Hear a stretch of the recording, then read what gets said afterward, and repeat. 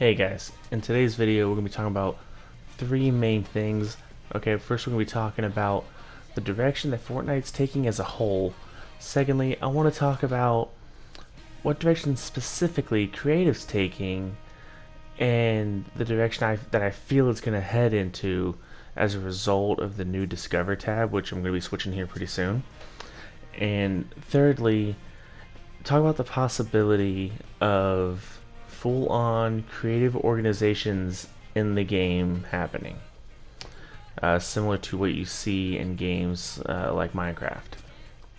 So, without further ado, let's get up into it, okay? So, the direction that Fortnite as a whole is taking.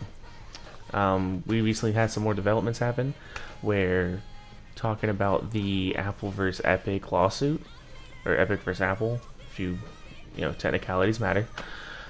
And there's been a little bit of progress made in that. It's been going on for probably about a year now, and the progress that we're seeing isn't necessarily what we were hoping for. Right?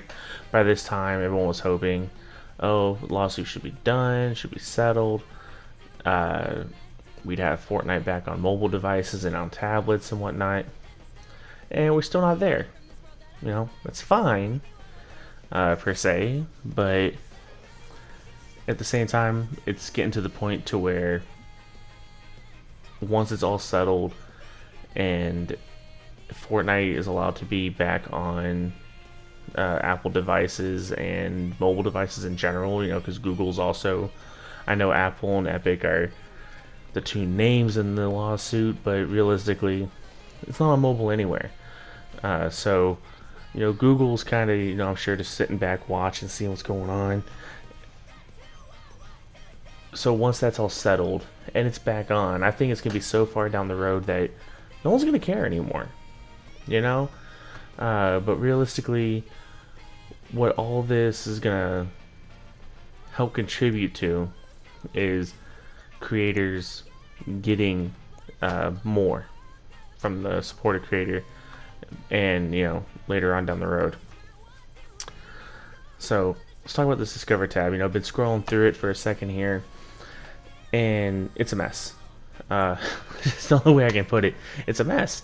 It looks very similar to a Drop Night page. I don't know if you ever been. If you've ever been on the website Drop Night, this is pretty much what it looks like. This is definitely more optimized because you can actually scroll through everything. I didn't see if there's a search feature, but I obviously couldn't tell. Biggest issue I have, you'll see it if you're paying attention, there's a lot of maps in multiple categories. That's not cool. Alright, so that's going to make it one of the hardest reasons why, there's a fairly large creator in the Fortnite community that posted an audio clip talking about how their play times are extremely down.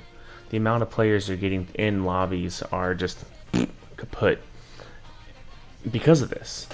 And I know it was just launched, but they're referring back to how when Creative went from like 5, 6 featured maps up to like 15, and then from 15 to like the 36 they got.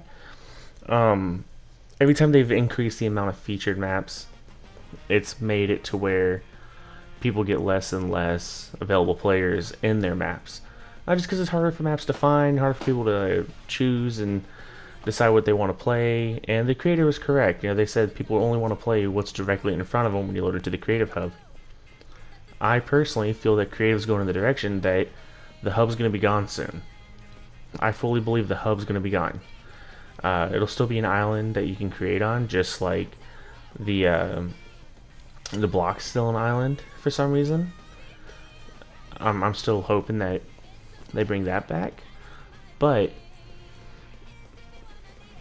I don't think the hubs are going to be a thing. Hubs will be a pet project that people do in order to say, hey, if you want to hang out in a cool area like Party Royale that's been custom made and has a bunch of maps that you can load into, then that'll just be, like I said, cool little side project the creators will do. It'll fall to the wayside because thanks to the Discover tab, There's really no reason to go to the hub unless you're loading in to get to your islands to create. So yeah, it's gonna be gone. Let's be real. What I was talking about earlier with maps being all over the place, you see they have all these different topics. You got Tycoon, Death Run, 1v1, 2v2, 8v8, roleplay, box fights, and because of the way that maps are made, you have up to 4 tags that you can put on them, and those tags being hub, death run, box fight, free for all, FFA. I think there's like adventure and then there's artistic, right? Well, the way they currently have it, if you can tag your thing multiple different things, like say I make a cool looking death run that's themed around aliens, right? Or perfect example, there's a 1v1 box fight here that they just added alien weapons to. Okay, it's in the 1v1 category, it's in the box fight category, it's in the alien category. There's already 3 that it's in. And it's in the Zone Wars category because it's a 1v1 box fight Zone Wars or some nonsense like that. It's that one right there. It's the BHE 1v1 build fights. It's just in multiple categories. There's no reason it needs to be in multiple. Pick one. You know, really, there's only 2 settings that maps need, or 2 tags. It needs to be a tag saying what kind of game mode it is, and then a tag saying easy, medium, hard. That's it. You know, easy, medium, hard, just for fun. Let's go with 4 levels of difficulty, right? And then obviously an artistic build would be that, just artistic, something to say, hey, look, this is what I built, come look at it, it's fun. You know, cruise around, you know, look at it. Because, like, why is a death run in the artistic? Why is there, see, I see 1, 2, 3, 4 death runs already. Shipwreck Sharks, 1 elimination, the way that game mode works. Every time you get an elimination, it's a squads game mode. Why it's an artistic, I don't know. It's probably, I haven't played it, but it's probably an island. You're in the middle of the water with a spawn pad, and every time you kill somebody, you get, you know, 1 build, and you have to build a bridge. Like, it's a fun game mode concept, but I don't think it should be an artistic. Let's see what's going on. What's next? But until they get this sorted out and optimized more, and they add a search function so you can just search for maps by your favorite creator, it's going to be a mess. With that in mind, and there's been an influx of maps being made, submitted, and featured. Not all of them are the best quality, right? A lot of them are actually really low quality, the ones getting featured. I'm surprised a lot of them even gotten featured, and like, it's weird. But really, just because it's based around plays, and if you're making a box fight Zone Wars 1v1 or realistic solos, just hop into solos. But if that's what you're, you know, making, those get a lot of plays pretty easily. Unfortunately, a lot of the serious creators who have taken on creative mode as a full-time job, they're not doing that. They might make one of those every now and then, or they would make them when they got a hub feature, purely because Epic also required a map to be featured along with it. So they would make a quick 1v1 or a quick Zone Wars map because those are the easiest ones to make. I know that for a fact. But I think what's more important, if you look at the direction I feel creative's going to go, there's going to be organizations, complete gaming orgs centered around Fortnite creative. You already have a few, there's been some that have come and gone, right? Like there was a Blue Drives group and there was Team Fusion. I haven't heard of anything from them in a while, but you have Atlas Creates, who just did the March Through Time. Amazing map. Highly suggest you guys go do it. And then you have Team Power, the team that YouTuber Lachlan put together. You have Team Atomic, which Ali A just put together. You have, let's see, Team 404, Team Unite. So there's some out there that have started off as purely either content creators putting together, which makes sense, right? Because then you have a whole team devoted to making content generating maps for you that you also get a share of since it's a team creator code.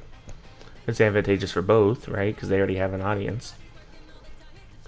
But then you have gaming orgs like FaZe, fairly large gaming org. I'm willing to say probably one of the largest, if not the largest gaming organization, who've been pumping in a lot of effort into getting content creators and people who work in the creative mode space as members.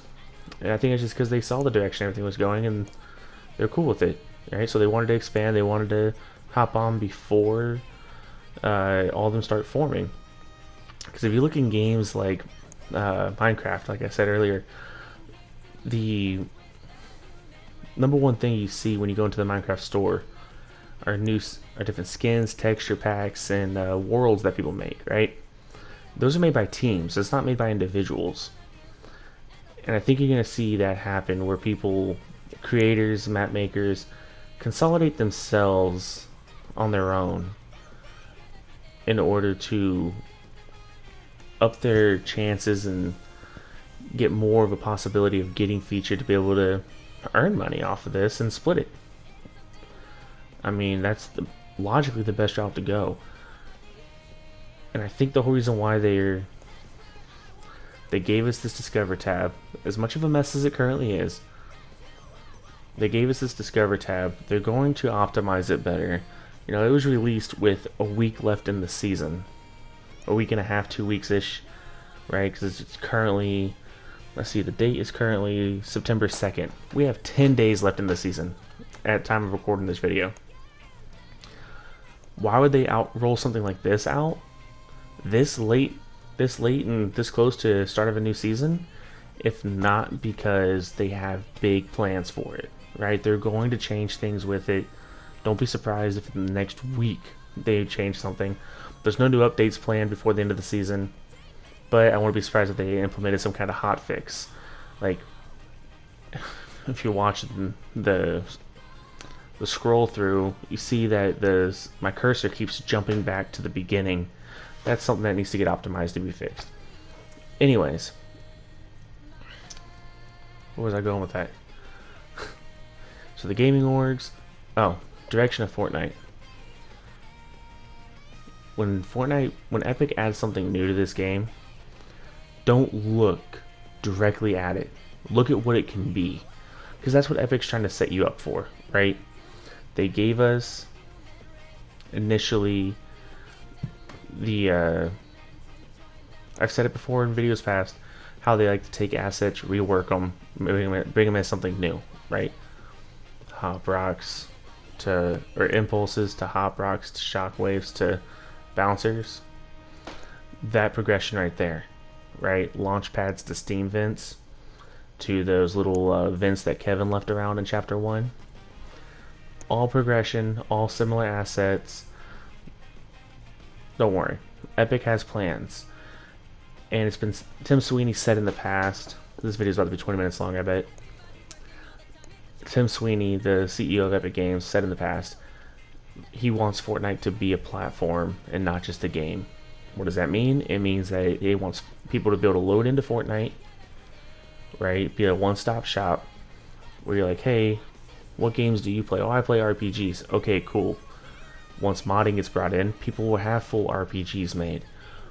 If you like to play action and adventure, they will have that. Or if you just want to do Battle Royale, they will have it.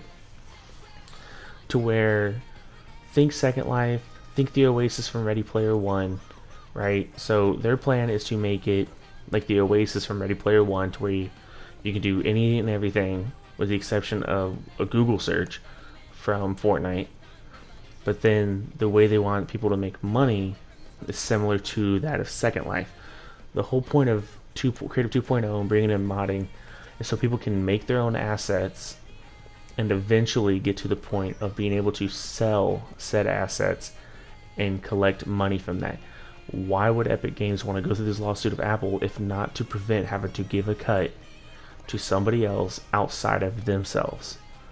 You know what I'm saying? So if I make something, I sell it in game, all of a sudden only Epic's taking a cut. I don't have to worry about a bunch of hidden third parties taking money like Apple or Google.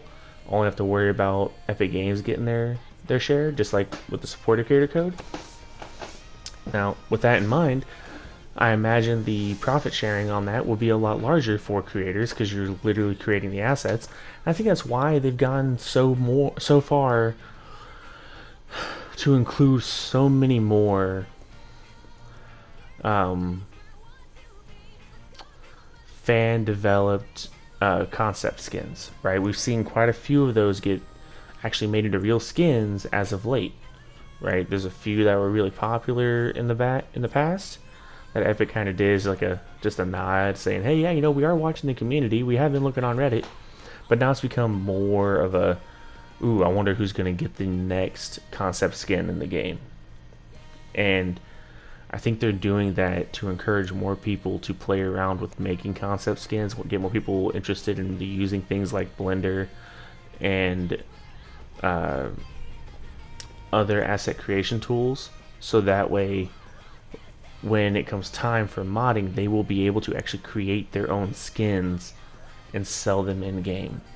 Now, of course, they'll put some filters on it. There will be plenty of things that you can't make, because let's be real, people are immature, they will make the wrong things, but it's going to be fine. There's going to be hiccups. It's all going in the right direction. If you're a creator out there who has been used to a lot of success when it comes to this, don't be discouraged. You know, I understand you're going to be down a little bit. The conversation I had earlier, you know, I made the comment saying, hey, you know, for smaller map creators, seeing all these maps getting featured or being in the Discover tab is actually a positive, because it lets smaller map creators know, like, hey, I might have a chance of actually getting something featured. But then the person I was talking to made the comment of, it's not about, it's actually going to discourage. No, it doesn't discourage. You know why? Because I have yet to have anything featured in the game, and I've been doing creative mode since it came out, and I'm not discouraged. Every time I see that they add more maps, do I get discouraged when I see crap get featured? Yes. But does it discourage me as a whole? No. What discourages me as a whole is seeing junk get featured and seeing people who have made a living off of this complain about it because lobbies aren't getting full, players aren't having the best experience, and that's all I care about. No, you don't care about the experience. I want to say that right now.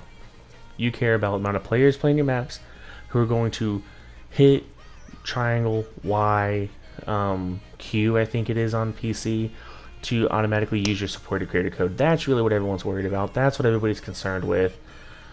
I don't make a living off of this, so I don't have a dog in the fight.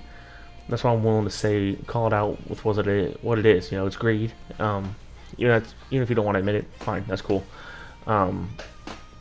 But for those who want to stick with this and keep going with it, don't lose faith. Epic has a plan. If you can, get involved with an organization or with a creative team, or start your own. If you are interested in being on a creative team, contact me on Discord. It's Vihenez. I forget the number. However, if you liked the video, if you enjoyed it, please like, subscribe. If you care about what I said, I dig it. My supported creator code will be at the bottom of the screen, hopefully. And, you know, use that. That'd be awesome. You'd be cool. But for now, that's all I got for you guys. Sorry the video ran long, but I'm out.